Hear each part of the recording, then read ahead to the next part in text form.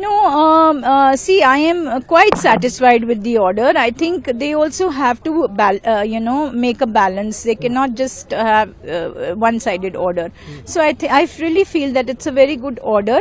Yes, there is a little issue with the fact that, when you're picking up the dogs, they have to be left at the same place, which they have cleared from this order, that they cannot be relocated to any shelter houses or anywhere else, So that they have looked after, but yes, they have not talked about the dogs which have already been picked up by the MCD, So where there's so many videos coming up and being uploaded that they have they have picked up the dogs and they're leaving it some different places.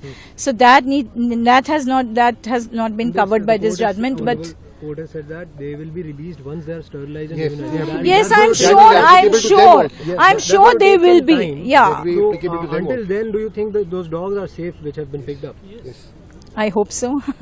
No, I think that they have to. And they have to be looked after by the authorities. They have to be looked after by the authorities. It is my plea to all the authorities to just be a little more humane and do what is right in life. That's all.